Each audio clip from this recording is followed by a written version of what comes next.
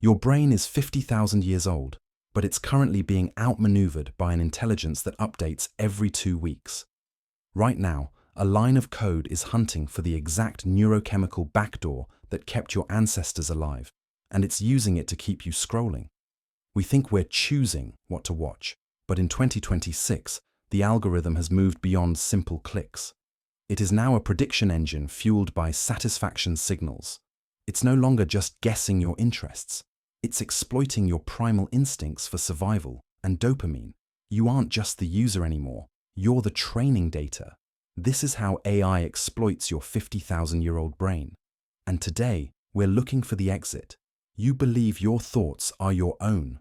That is the most profitable illusion ever created.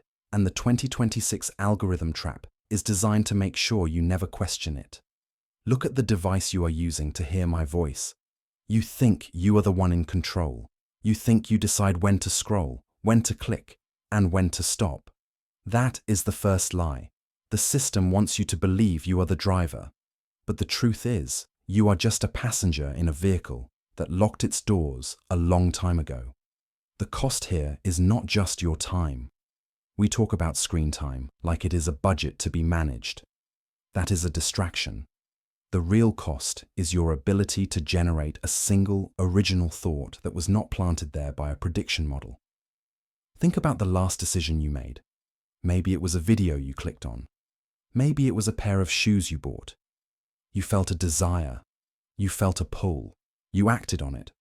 You told yourself, I want this. But here is the cold reality. You did not choose that. A predictive algorithm chose it for you weeks ago. It analyzed your pauses. It measured your eye movements. It tracked the milliseconds you hovered over an image. Then it began feeding you breadcrumbs. It carefully walked you toward a decision that felt completely organic.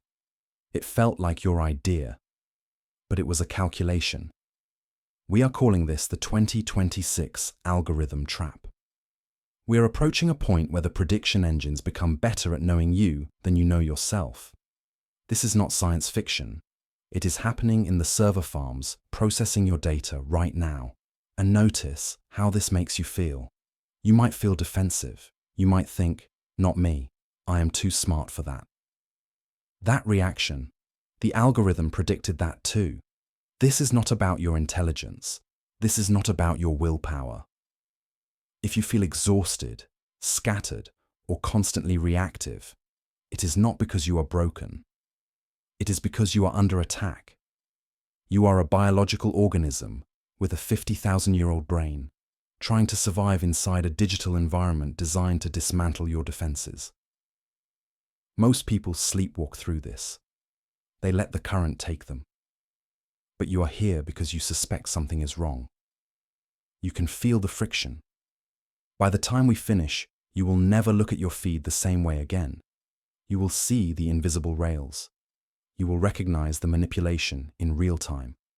You cannot unsee this, and that is the only way out. Let's look at the machinery that has captured your mind.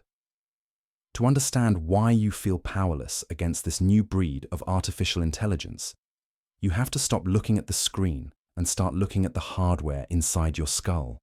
You think you are navigating the modern world with a modern mind. You aren't. You are trying to process the year 2026 with an operating system that has not had a major update in 50,000 years. This is the biological mismatch. You are running 50,000-year-old hardware against hypermodern, predatory AI. Your ancestors survived the savannah by noticing the rustle in the grass, but today, that same instinct is being used as a digital backdoor to your attention. The result is a total system failure of your own agency. Your brain was built for the savannah. It was architected for a world where information was scarce, threats were physical, and sugar was rare. In that world, paying attention to the wrong thing meant death. If you missed the rustle in the tall grass, you were eaten. If you missed a subtle shift in the tribe's mood, you were exiled. So your brain evolved a superpower. It became a pattern-matching machine designed to prioritize novelty, social cues, and negative information above all else. This is not a flaw. It is the only reason your ancestors survived long enough to create you. But here is where the mechanics get twisted. Most people think dopamine is about pleasure. They think it is the reward you get when you eat the chocolate or get the like. That is a lie. Dopamine is not the molecule of pleasure. It is the molecule of seeking. It is the chemical of anticipation. Dopamine is seeking. It is not pleasure. The algorithm knows that if it never gives you the water, only the sign of water, you will keep walking forever. You are being fed the possibility of a reward to keep your seeking circuit on a perpetual, exhausting loop. On the savannah, dopamine was the fuel that kept you walking for miles because you saw a bird flight pattern that might lead to water. It is the itch, the urge, the drive to find out what happens next. The 2026 algorithm trap is built entirely on this specific biological wire. The algorithm does not give you the water, it gives you the sign of water. Over and over again, it gives you the possibility of a reward. A notification is just a digital rustle in the grass. Your 50,000-year-old brain cannot distinguish between a survival cue and a push notification. It treats the possibility of a new email with the same urgency as a predator on the horizon. This is the mismatch. This is the tragedy. You are bringing a Stone Age survival tool to a digital laser fight. Your brain is desperately trying to complete patterns. It wants closure, but the algorithm is designed to never let the pattern resolve. It feeds you just enough context to trigger the seeking circuit, but never enough to satisfy it. You are not addicted because you are weak. You are trapped because your hardware is working exactly as it was designed to, in an environment it was never meant to inhabit. This mismatch is the vulnerability, and the trap is closing in on it. Your brain is looking for survival. The algorithm is looking for retention. And in this mismatch, a mechanism has been built that turns your biological imperatives against you. This is the mechanics of the trap. It starts with a concept from behavioral psychology called the Skinner box. Imagine a rat in a cage. If you give it a treat every time it presses a lever, it eventually gets full and stops pressing. But if you give it a treat only sometimes, unpredictably, the rat will press that lever until it collapses from exhaustion. That lever is in your pocket right now. The digital Skinner box is now personalized to your exact psychological profile. It isn't just a slot machine. It is a machine that knows exactly when you are about to walk away and gives you just enough variable reward to keep you pecking the lever for another hour. Think about the pull to refresh motion. You drag your thumb down, the wheel spins, you wait. You do not know what comes next. Maybe a devastating news update, maybe a funny video, maybe a message from an ex. The uncertainty releases dopamine. It turns your phone into a slot machine, and your 50,000-year-old brain cannot resist the gamble. But keeping you hooked requires more than just curiosity. It requires threat. Your mind is hardwired to prioritize danger over pleasure. A rustle in the bushes demands more attention than a beautiful sunset. The algorithm learned this years ago. It realized that outrage keeps you scrolling 5 times longer than joy. So it stopped showing you what your friends are doing and started showing you what your enemies are doing. It learns your specific moral triggers. It finds what makes your heart rate spike: political fury, social anxiety, feelings of inadequacy, and it feeds you content that activates your ancient threat detection system. You are not looking at your phone because you want to. You are looking because your brain has been tricked into believing there is a predator in the room. And here is where the mechanism becomes truly dangerous. The 2026 algorithm trap is not a single trap. It is a billion different traps. One for each of us. The system watches you. It measures exactly how many milliseconds you hover over a photo. It tracks where you zoom in. It knows you are feeling lonely before you admit it to yourself.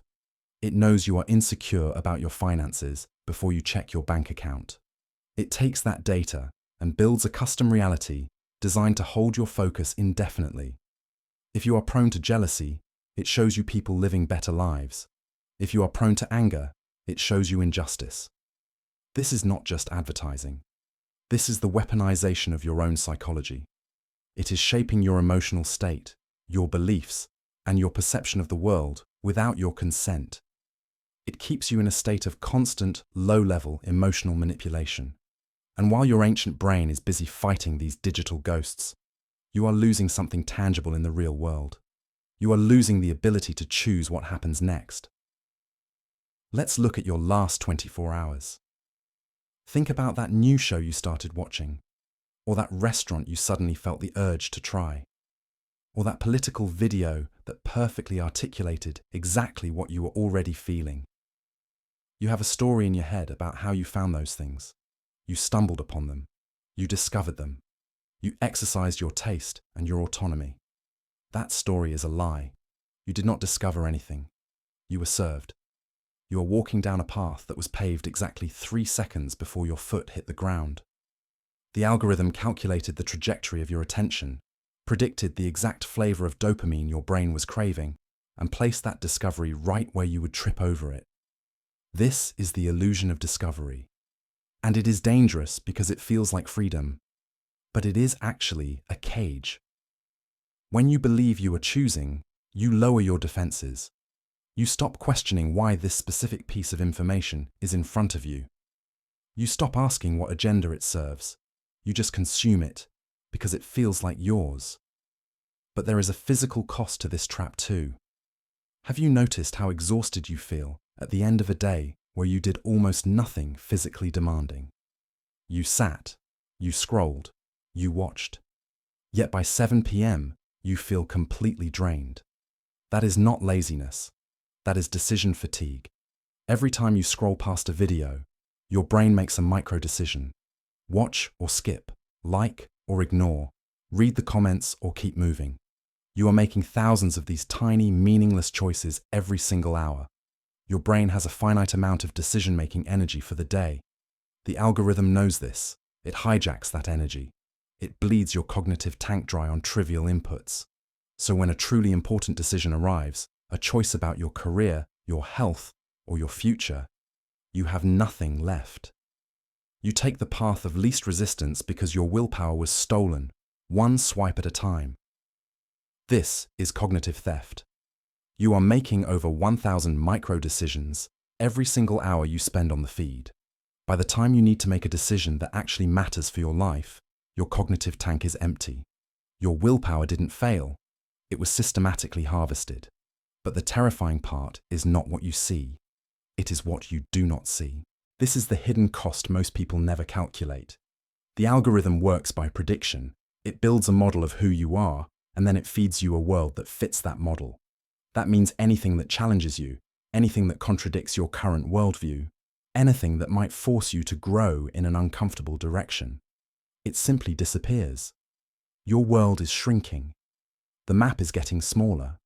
The algorithm is systematically removing the parts of reality that do not predict high engagement. You are not seeing the world anymore. You are seeing a mirror. And this isolation does not stop at your screen. It is bleeding out into your real life. It is beginning to rewire how you see and interact with the people you care about most. Because when you spend your day in a curated reality where everything fits, actual human beings start to feel wrong. We have been moving fast. The patterns are heavy, and the implications are heavy. So for the next minute, we are going to do something different. We are going to stop. No new information, no deeper analysis. Just a pause. I want you to physically put your phone down. Turn it face down on the table. If you're on a computer, push your chair back. Look away from the screen. Look at the wall. Look at your hands. Just sit with the silence. Now, I want you to perform an audit on your own body. Pay attention to the impulse in your hand. That subtle magnetic pull to reach out and touch the device. Notice the phantom vibration you might feel in your pocket. Notice where your eyes want to go. There is an itch in the back of your brain. A quiet panic. It is asking, begging for just one more scroll, one more check, one more notification. That sensation, that is not you. That is your 50,000-year-old brain screaming for its next hit. In the ancient world, silence meant safety. But to your modern hijacked mind, this silence feels like a threat. Your brain has been trained to equate constant input with survival. When the stream stops, your dopamine levels drop and the alarm bells ring. Most people feel shame when they notice this pull. They think they are weak. They think they lack discipline. Stop that narrative right now. This feeling is not a weakness. It is data. It is the clearest signal you will ever receive that the pattern has been interrupted. It proves the system is working on you. That discomfort is the algorithm losing its grip, and it is fighting to get it back. For the first time, you are not just understanding the trap intellectually. You are feeling the bars of the cage. You are feeling the exact mechanism that engineers spent billions of dollars to build. They engineered that itch. They designed that anxiety. Sit with it for a moment longer. Realize that the discomfort is the only thing that is real right now. The rest was a simulation. Okay, come back. Pick the device up. Notice the instant feeling of relief, that tiny wash of calm. That is the chemical hook sinking back in. Now that you have felt it, now that you have physically experienced how the machine manipulates your internal chemistry, we need to look at the collateral damage. Because this mechanism does not just isolate you in your own head. It is being used to systematically dismantle the relationships you value most. You might think you are more connected than ever. You have followers. You have friends lists. You have comments sections. But step back and look at the pattern. You are not being connected. You are being sorted. This is the phase of the trap that is hardest to see because it feels so comfortable. The algorithm has learned exactly what you believe. It knows who you vote for. It knows what scares you. And it has quietly decided to protect you from anything that contradicts those feelings. It starts with a gentle nudge, a suggested video, a post that perfectly articulates your frustration with the world. It feels like validation. Finally, someone gets it. But this is not community. It is a feedback loop. The trap is slowly stripping away the nuance of the real world and replacing it with a mirror that only reflects what you already want to see. But here is where the pattern gets dangerous. While the machine coddles you with agreement, it is simultaneously training you to despise anyone outside your digital tribe. Notice what appears on your feed about them, the people on the other side of the political or cultural divide. You never see their reasonable arguments. You never see their humanity. The algorithm feeds you their worst moments, the extremes, the outrages, the caricatures. Why? Because friction creates heat, and heat keeps you engaged. Your 50,000-year-old brain interprets this as a tribal threat. It floods your system with cortisol. You feel righteous anger. You feel the need to defend your territory. You start typing. Think about the last argument you had online. The vitriol, the sarcasm, the absolute certainty that the person on the other end was not just wrong, but evil. Now ask yourself, would you have said those words to their face? If you were sitting across from them at a coffee shop, seeing the micro-expressions in their eyes, would you have treated them that way? Probably not. But the trap has eroded your empathy. You are not interacting with a human being anymore. You are fighting an avatar. You are attacking a collection of pixels that represents everything you have been trained to hate. And this does not stay behind the glass. This is the part that hurts. This digital sorting bleeds into your real life. It sits with you at the dinner table. It creates that heavy, suffocating silence at family gatherings because everyone is afraid to speak. It is the reason you stopped calling that friend you have known for 20 years. You sacrificed a real human connection for a digital validation. The 2026 algorithm trap has a very specific goal for your social life. It wants you hyper-connected to the network, but completely isolated in reality. It wants you alone in a room, staring at a screen, furious at strangers, while the people actually physically near you drift further and further away. You open your phone, you look at the screen, and you make a fundamental error that is quietly destroying your peace of mind. You assume you are looking at a window into the world. You aren't. You are staring into a carnival mirror. You must understand this distinction. The version of humanity presented to you on your feed is not reality. It is a calculated caricature. It is a distortion field designed to do exactly one thing: provoke a response. Your 50,000-year-old brain is hardwired for survival. It ignores the mundane. It ignores safety. It ignores the 99% of interactions that are peaceful and boring. It scans for threats. It looks for the tiger in the grass. The algorithm knows this, so it stops showing you the nuance. It stops showing you the complexity of human beings. It flattens the world into a binary nightmare: friend or foe, safe or dangerous, us or them. Complex issues that require hours of thought are reduced to 15-second clips and angry headlines. Why? Because nuance does not generate clicks. Nuance does not trigger that dopamine cortisol cocktail your brain is now addicted to. Outrage does. Fear does. So the algorithm feeds you ghosts. It shows you the most extreme, the most radical, the most infuriating versions of the other side.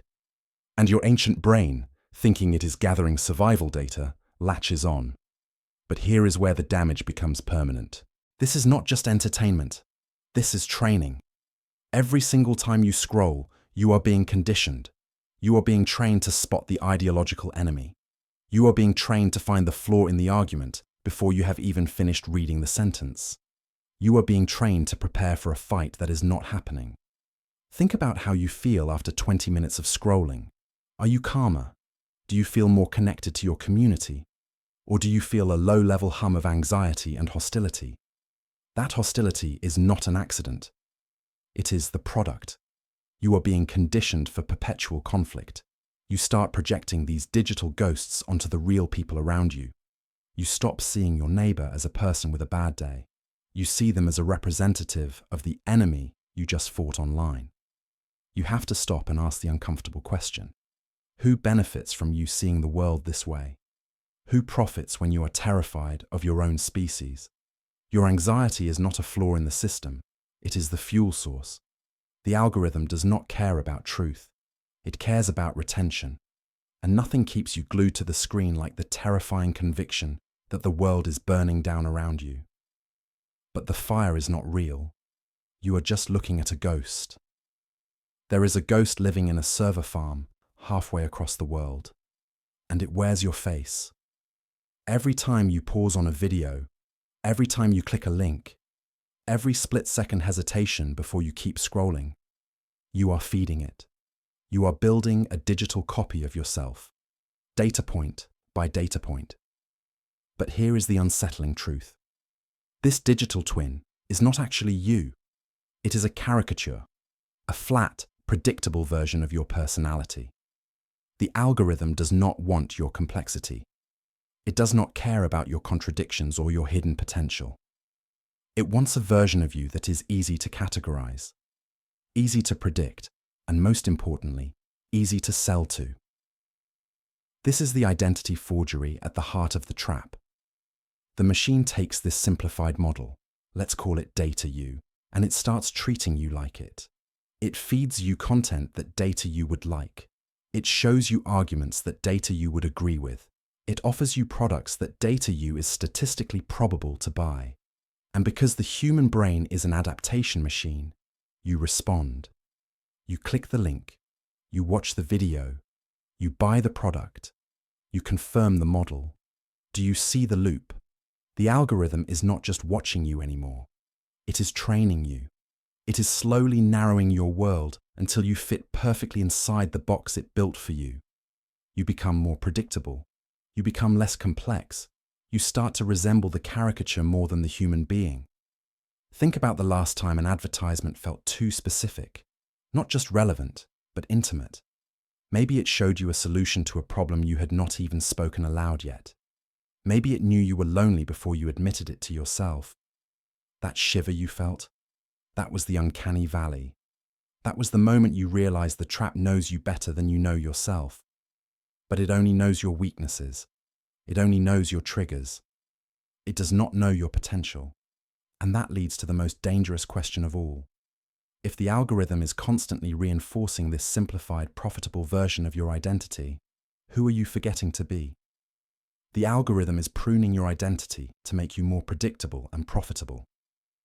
You are becoming a caricature designed by code, while the parts of you that don't generate ad revenue are being left to starve in the dark. What interests are dying on the vine because the algorithm decided you would not click on them? What parts of your personality are starving in the dark because they do not generate ad revenue? You are being pruned. Like a bonsai tree, your identity is being clipped and wired to grow in a very specific shape. It feels like natural growth. It feels like you are just finding things you like, but you are not growing. You are being designed. And if you do not interrupt this process, that designed identity, that flat, predictable consumer, is going to determine where your life goes next. We need to zoom out, because if you think this trap is limited to the videos you watch or the products you buy, you are missing the scale of the invasion. The stakes have escalated. We have moved past the era of algorithmic entertainment and entered the era of algorithmic destiny. Stop and look at the major decisions you have made in the last 2 years. How many of them were truly yours? This is uncomfortable to admit. But look at your career. LinkedIn is not just a resume host anymore. It is an optimization engine. It suggests the jobs you are best fit for. It highlights the skills you should learn. It pushes you toward a career path that matches a statistical average of people who look like you. And your brain. Your 50,000-year-old brain loves this. It craves safety. It craves the path of least resistance. When the machine says, "This is the logical next step," your brain releases a sigh of relief. You do not have to hunt. You do not have to face the terrifying void of the unknown. You just have to click apply. Now look at your relationships. The dating apps on your phone are not neutral matchmakers. They are sorting mechanisms designed to pair you with people who fit a predictive model of compatibility. They are filtering out the friction. But here is where the pattern gets dangerous. Life, real, actual, vibrant life, lives in the friction. Think about the most defining moments of your past. The time you met your best friend. The time you discovered a passion that changed everything. Were those predicted? Were they optimized? No. They were accidents. They were messy. They were serendipitous collisions that happened because you were stumbling through the chaos of the real world. The 2026 algorithm trap is designed to kill serendipity. It views randomness as a bug in the code. It views your stumbling as an inefficiency to be corrected. So it irons out the wrinkles. It smooths the path. It gives you a life that is perfectly predictable, perfectly safe, and perfectly hollow. You are trading the potential for greatness for the guarantee of comfort.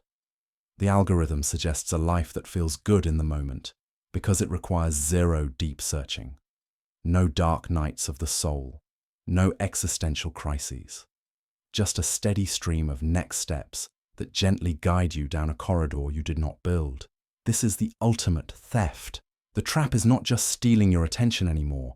It is quietly, efficiently stealing your trajectory. It is replacing the messy, beautiful, unpredictable human life you were supposed to live with a synthetic replica designed for retention. And the scariest part? You are letting it happen. You are letting it happen because walking the path the machine lays out feels so much safer than hacking your own way through the jungle. But safety is not destiny. Safety is just a slow way to disappear. You hear the phrase 2026 and your brain does something dangerous. It relaxes. It tells you this is a future problem. It files this away as a warning for a world that has not arrived yet. That is your first mistake. 2026 is not a date on a calendar. It is a marker of acceleration. And you are already standing on the edge of the event horizon. The rate of development here is not linear. It is exponential. The tools running in the background of your digital life right now are generations beyond the algorithms that shaped your worldview just 5 years ago. You need to understand the fundamental shift that is happening beneath your fingers. The old trap was about recommendation. The algorithm watched what you clicked. compared you to millions of other users, and served you content that humans had already made. It was a curator. That era is over. The new trap is about creation. Before 2026, algorithms simply curated the world for you. Now, AI synthesizes a world specifically to your brain. We have moved from searching for information to being imprisoned by personalized content designed to trigger your specific anxieties and desires in real-time. Generative AI means the system is no longer limited to showing you what exists. It is now capable of producing endless, personalized content specifically engineered to exploit your unique psychological profile. We are moving from an era of searching for information to an era where the information is synthesized specifically to keep you engaged. Think about the implications of that. The algorithm is not looking for a video that a million people liked. It is generating content for an audience of one, you. It can create articles that validate your specific anxieties. It can generate images that trigger your specific desires. It can simulate a reality that feels perfectly tailored to your worldview, because it was literally built for you in milliseconds. This destroys the very foundation of a shared reality. If you are seeing a world tailored exactly to your fears, and your neighbor is seeing a world tailored exactly to their anger, you are no longer living in the same society. You are living in a solitary confinement cell with walls made of screens.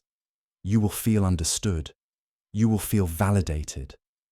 But you will be completely alone. And your 50,000-year-old brain has no defense against this. It evolved to handle scarcity. It knows how to hunt for truth when information is rare. But it breaks down completely when it faces a machine that can generate 1 million different pieces of bait per second just to see which one you will bite. This is not a future problem. The foundations of this architecture are being finalized right now. Do not wait for 2026 to start paying attention. By then, the door will be locked. The trap is not coming. It is closing. Let's pause here. Just for a moment. Take a breath. We have been talking about high stakes, about traps closing around you. But I want to shift gears. I want to look at what this actually feels like inside your head on a Tuesday afternoon. I want you to notice a specific sensation you likely feel every single day. You know the one. It is that static behind your eyes. The inability to focus on a single paragraph of text. The low-grade anxiety that hums in the background even when you are trying to relax. It is that snap of irritation you feel when a real person interrupts your scrolling. You probably blame yourself for this. You tell yourself you need to focus more. You need to be more disciplined. You tell yourself you are just tired. But here is the truth. That feeling is not a personal failure. You are not broken, and you are not lazy. That fog is a distress signal. It is a desperate cry for help from a biological system that is 50,000 years old. Think about what your mind was designed for. It was built to scan a horizon for predators, to track a scent across a savanna, to solve physical, immediate problems in a quiet, dangerous world. It was built to process one thing at a time. It was not built for this. It was not built to process terabytes of emotional data every hour. When you feel that fog, it is your biology shouting that it is being pushed past its evolutionary limit.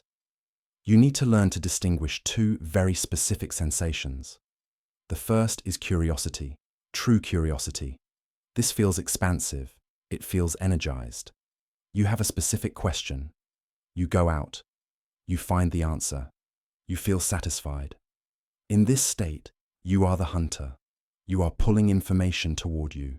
Now compare that to the second sensation, algorithmic seeking. You know this feeling too. It feels hollow. It feels frantic. It is the mindless swipe when you are bored. It is checking your phone 3 times in 1 minute without knowing why. It is a hunger that eating never satisfies. In this state, you are not the hunter. You are the prey. You are not pulling information. The machine is pushing triggers into you. This distinction is your weapon. From now on, when that digital fog descends, do not ignore it. Do not medicate it with another video. Recognize it. Use it as a compass. Name it. Say it out loud. The algorithm is working on me right now. That simple act of recognition separates you from the machine. It reminds you that the fog is not you. It is just the trap. And once you can hear that signal clearly, you are ready to face the uncomfortable science of why it is so difficult to stop. You might still believe this is a discipline problem. You might be telling yourself that if you just tried harder, if you just had a little more self-control, you could put the phone down and walk away. But you need to stop blaming your willpower. Because what is happening to you is not a failure of character. It is a matter of engineering. We talked about the Skinner box earlier, the rats, the levers, the variable rewards. But there is a deeper layer to this mechanism that explains why you feel physically unable to look away. Your brain has a specific name for this sensation. It is called a prediction error signal. Neuroscientists know that your dopamine receptors do not fire hardest when you get what you expect. They fire when reality is better than expectation. When you find a diamond in the rough, the algorithm knows this. It exploits this. It manages your expectations with terrifying precision. It feeds you mediocrity just long enough to make you bored, then hits you with a piece of content that triggers that dopamine spike. It gives you just enough of a win to keep you pecking the lever. So when you feel like you cannot stop scrolling at 2 in the morning, understand what is actually happening. You are not weak. You are not lazy.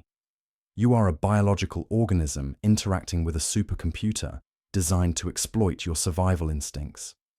You are a human being living inside a digital Skinner box, and the algorithm has figured out exactly how often to feed you so that you never, ever leave. You believe you are the master of your attention.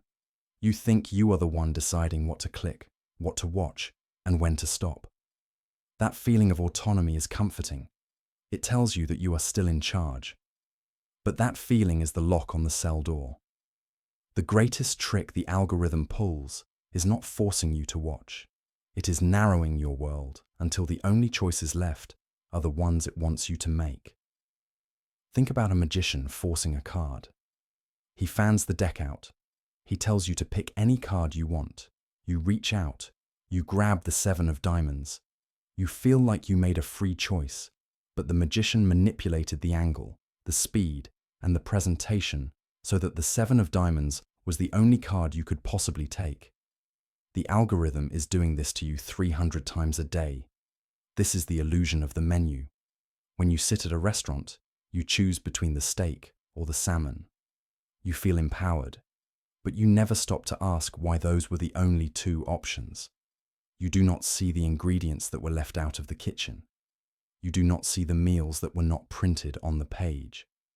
You are choosing from a curated list designed to maximize profit and engagement, not your well-being. Your feed works exactly the same way. You think you are exploring the world. In reality, you are walking down a narrow hallway painted to look like a horizon. This brings us to the concept of choice architecture. The structure of your digital environment determines your behavior more than your willpower ever could. The system is designed to make staying in the trap effortless. It is frictionless. The video autoplays. The next post loads before you finish the current one. The notification appears at the exact moment your attention drifts. Your 50,000-year-old brain is hardwired to conserve energy. It loves the path of least resistance. The algorithm exploits this biological vulnerability by making the trap the default setting. Leaving requires friction. Closing the app requires conscious, painful effort. It requires fighting against your own biology. The system is betting that you will take the easy road, and the data shows the system is right. So you need to understand the nature of the game you are playing. As long as you are inside the app, you have already lost. You are debating which cell in the prison is the most comfortable. You are choosing between a blue distraction and a red distraction. The only true agency you have left does not exist on the screen. The algorithm can predict your clicks. It can predict your watch time. It can predict your emotional reaction. There is only one thing it cannot control. It cannot control your decision to put the device down. That is the only real choice on the menu. Everything else is just a variation of surrender. Most people think the answer to this surveillance is a digital detox. You leave your phone in a drawer, you go to a cabin in the woods, you disconnect for a week. But that is a mistake. A detox is a vacation. The algorithm is your home. You cannot live on vacation forever. Eventually, you have to come back. And when you do, the trap is waiting, smarter and faster than before. The goal is not to delete your existence. It is to learn how to live in the cage without becoming a prisoner. The algorithm relies on one specific mechanic to control you: frictionless entry. It wants the slide from your pocket to the app to be seamless. It wants the transition from one video to the next to be automatic. Your 50,000-year-old brain loves this. It craves the path of least resistance. Your first act of defiance is to introduce intentional friction. You have to break the physical loop. Start with the basics. Turn off your notifications. All of them. Not just the annoying ones, the urgent ones too. Reclaim the right to decide when you look at that screen. Take it a step further. Turn your screen grayscale. Color is a biological signal for attention. It triggers the primal part of your brain that looks for fruit and danger. Remove the color, and the device becomes a tool again. It stops being a slot machine. Log out of every app after you use it. This sounds inconvenient. That is the point. That extra 10 seconds of typing a password creates a gap. In that gap, your conscious mind has a chance to catch up with your thumb. It forces you to choose. Once you have established physical friction, you need a mental protocol. This is simple, but it is uncomfortable. Before you open any app, ask one question. What is my intention? Be honest. Are you looking for a specific email? Or are you just looking for a numbing agent? Are you bored? Are you avoiding a difficult conversation? Naming the intention breaks the hypnosis. It turns an unconscious habit into a conscious decision. Then, when you close the app, ask the second question. Was that intention met? If you went in to check the weather and spent 20 minutes watching rage bait, the answer is no. You were hijacked. Acknowledge it. Do not beat yourself up. Just notice it. The algorithm's power lies in providing answers you did not ask for. It fills the silence with noise. Your power lies in the question mark. When a video sparks fear or outrage, stop. Ask why. Why is this being shown to me right now? What emotional reaction is this trying to extract? Whose goal does this serve? When you start interrogating the feed, you stop being a user. You become an observer, and an observer cannot be trapped. This is the intention protocol. Why am I opening this app? Was that specific intention met? And most importantly, whose goal is this feed serving right now? When you interrogate the trigger, you break the biological spell. You have stopped the scroll. That was the first step. But stopping is not enough. You have to rebuild the machinery the algorithm broke. Your brain, that 50,000-year-old survival engine, has been trained for speed. It has been trained for novelty. It expects a new hit of information every 15 seconds. To break the trap, you must train for depth. This is going to feel physically uncomfortable at first. Your mind will itch. It will panic when the stimulation stops. That is the withdrawal. That is the atrophy of your attention muscles. You need to lift heavy weights. Read a physical book. Not a blog post. Not a thread. A book. Force your eyes to track long lines of text for 30 minutes without looking away. Watch a full-length movie without glancing at your phone. Have a conversation where you listen to understand, not just to respond. You are reminding your ancient brain that safety does not come from scanning the horizon for threats every 3 seconds. It comes from deep focus. Then, look at your mornings. The first hour of your day is the battleground. If you reach for your phone before you leave your bed, you have already lost. You have handed the keys to your cognitive machinery over to a machine that wants to sell your attention. Adopt a new rule. Create before you consume. Write, journal, exercise. Look a person in the eye and say good morning. Use that first hour to output your own thoughts before you input the world's noise. Prime your brain for agency, not submission. But the hardest part is the emotional rewiring. The algorithm feeds your tribal instinct. It paints the world in black and white. good versus evil, us versus them. It keeps you angry because anger keeps you clicking. You must seek deliberate discomfort. Actively look for well-reasoned opinions that contradict what you believe. Find sources you respect who disagree with you. This signals to your brain that the world is complex. It diffuses the fight or flight response. It turns off the alarm bell that the algorithm keeps ringing. Understand that this is not a hack. There is no shortcut here. This is a practice. You are physically rewiring neural pathways that have been reinforced thousands of times a day for years. Some days you will fail. You will fall back into the stream. That is okay. The goal is not perfection. The goal is persistent awareness. You are taking a 50,000-year-old instrument and teaching it how to exist in a world it was never designed for. And when you do this, when you reclaim that depth, the result is something you probably have not felt in a very long time. Imagine waking up tomorrow morning. Your eyes open. The room is quiet. Usually, your hand would move automatically. It would slide across the sheets to the nightstand. It would seek that blue light injection before your feet even touch the floor. But this time, it does not. You just lie there. You breathe. You notice the light on the ceiling. This sounds small. It is not. It is the first breath of true agency you have taken in years. And then, something old returns. A feeling you have been conditioned to fear. Boredom. For the last decade, the algorithm taught you that boredom was a crisis. It framed silence as a void that had to be stuffed immediately with content, noise, and other people's opinions. But outside the trap, you realize the truth. Boredom is not empty. It is fertile. It is the birthplace of every original thought you have ever had. When you stop consuming, you start creating. You find yourself solving problems that have been stuck in the back of your mind for months. Why? Because your brain finally has the processing power to handle them. The noise is gone. The constant low-level emergency of the feed has vanished. Notice how this changes the people around you. When you unplug the constant drip of manufactured outrage, your relationships shift. You stop scanning conversations for conflict. You stop seeing your friends and family as avatars or representatives of a demographic. You see them as humans again.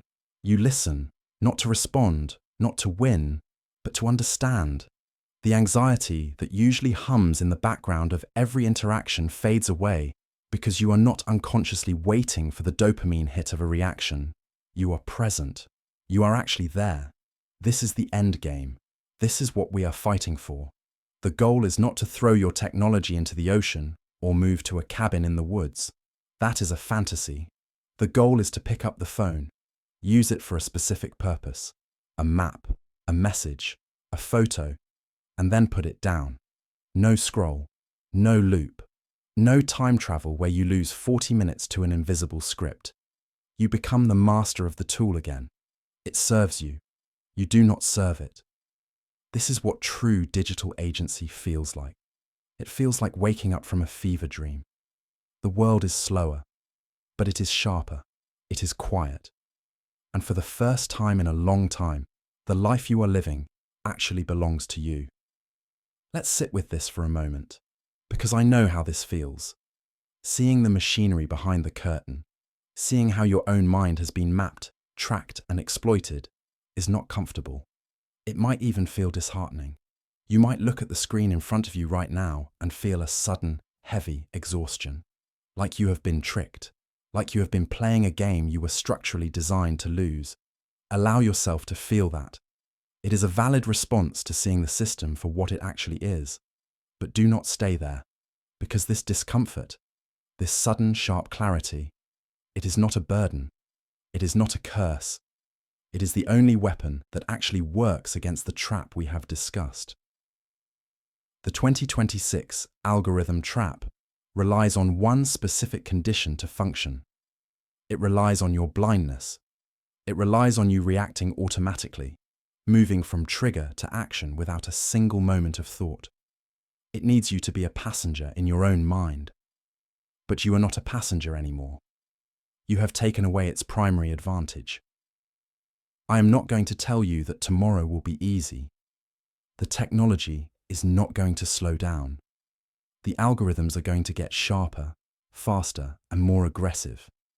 They are going to get better at pressing those buttons deep inside your 50,000-year-old brain. That part of the world is out of your control. The signal will always be there. But something fundamental has shifted inside of you. Tomorrow, when the notification chimes, or when that wave of artificial anxiety hits your chest, or when you feel the desperate scratching urge to scroll just one more time, something different will happen. You will feel the tug. Your brain will scream at you to react. But this time, you will recognize it.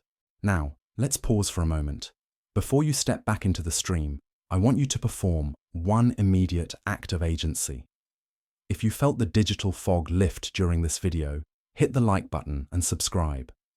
It is a small movement, but it is a signal to the algorithm that this original, deep focus content is what humans actually value. Which part of the algorithm trap did you recognize in your own life today? Drop a comment below. I'm not asking for the algorithm. I'm asking so we can start a real conversation. You will see the pattern running. You will identify the trap. You will say to yourself, I know what this is. This is not me. This is the algorithm talking to my biology. And in that tiny moment of recognition, you break the spell. You create a space between the stimulus and your response. A space where you are not a user. You are not a metric to be harvested. You are a human being making a conscious decision. This is where your power returns. The pattern will still appear. The trap will still try to close around you. But now, you will have a choice you never had before. You can choose to step over the trap instead of into it. You cannot unsee this now. And that quiet, grounded awareness, that is where everything begins to change.